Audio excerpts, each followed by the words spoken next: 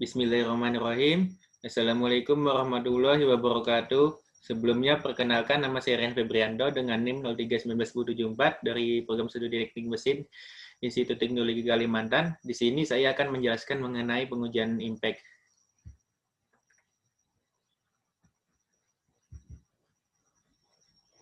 Dasar teori. Pengujian impact merupakan analisa bahan untuk mengetahui ketangguhan atau kegedasan bahan terhadap beban tiba-tiba. Tujuan dari penulisan ini adalah mampu mendesain dan membuat alat uji impact tipe CRP, mengetahui mekanisme kerja, dan menganalisa performa alat sekaligus mengkalibrasinya berdasarkan energi impact spesimen. Metodologi yang diterapkan mempunyai 3 poin utama, yaitu perancangan konstruksi, proses fabrikasi, dan perhitungan konstruksi. Mengapa perlu uji impact? Yaitu untuk mengamati kekuatan bahan terhadap beban yang dikenakan secara tiba-tiba. Faktor-faktor yang berpengaruh itu yang pertama dari temperatur, yaitu bahan bekerja pada suhu yang berbeda.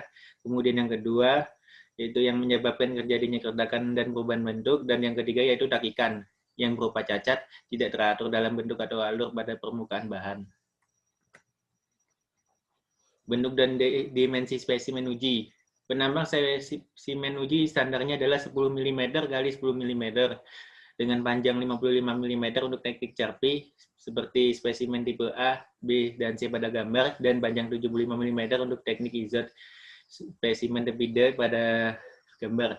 Bentuk teknik spesimen uji ada 3 bentuk, yaitu V-notch, U-notch, dan K-hole notch. Gambar di bawah ini adalah bentuk dan dimensi benda uji impact berdasarkan ASTM I2356T. Metode pengujian impact. Yang pertama itu ada metode CRP. Spesimen diletakkan mendatar dan kedua ujung spesimen ditumpu pada suatu landasan. Letak dari takikan atau notch berada pada tepat di tengah arah pemukulan dari belakang takikan. Biasanya metode ini digunakan di Amerika dan banyak negara yang lain termasuk Indonesia. Kemudian yang kedua yaitu metode IZOT. Benda uji ini dijepit pada satu ujungnya pada posisi tegak. Lalu benda uji ini dipukul dari sisi depan pada sisi ujung yang lainnya. Biasanya metode ini digunakan di negara Inggris. Untuk metode IZOT itu sendiri jarang dilakukan di berbagai negara. Kemudian alat dan bahan yang digunakan, yaitu yang pertama adalah mesin uji impact itu sendiri, kemudian alat ukur yang meliputi penggaris atau meteran, jangka sorong, dan mikroskop.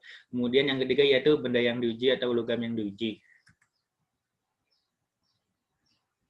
Kemudian prosedur pengujian impact. Yang pertama, siapkan spesimen yang akan diuji. Kemudian yang kedua, lakukan pengukuran pada spesimen menggunakan jangka sorong.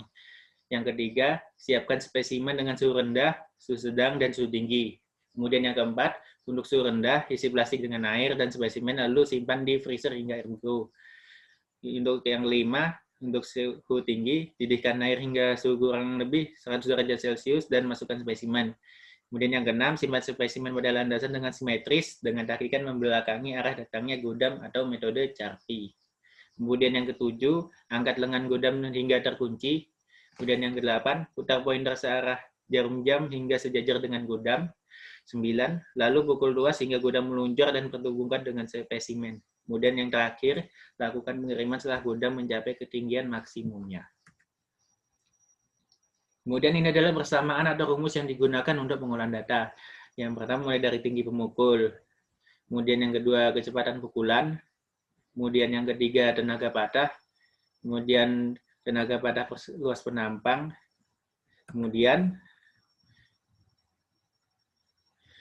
menghitung energi impact, setelah itu menghitung energi yang diserap oleh benda uji, maksudnya setelah bukan dengan godam tadi. Kemudian yang ketujuh yaitu tenaga patah atau pada saat benda uji tersebut patah. Kemudian ini adalah grafik dari sebuah uji impact yang terbaca oleh data komputer pada mesin uji impact. Terlihat jelas di sini mulai dari temperatur, tiba secara horizontal, kemudian energi vertikal.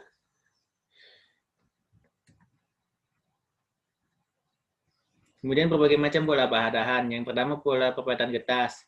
Ini merupakan perpadahan yang terjadi akibat penambahan retak pada kulutan dengan didahului oleh deformasi plastis, namun tidak disertai dengan penyerapan energi. Perpatahan kertas ini ditandai dengan permukaan patahan yang berbutir atau granular dan terang serta ditandai dengan perambatan retak yang cepat dan adanya energi pembebanan yang relatif lebih kecil daripada perpatahan ulet.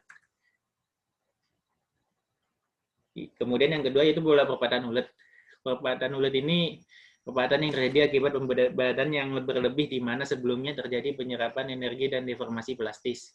Perpatahan ini biasanya terjadi akibat energi pembebanan yang tinggi. Perpatahan ulet memberikan karakteristik berserabut atau fibrus dan gelap atau dul. Seperti yang terlihat pada gambar ini merupakan perpatahan ulet.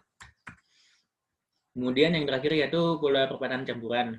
Perpatahan campuran ini bersifat berserat dan granular, yaitu gabungan dari ulet dan getah tadi. Perpatahan ini yang paling sering terjadi pada saat uji impact. Seperti yang dilihat pada gambar, ini adalah pola patahan campuran.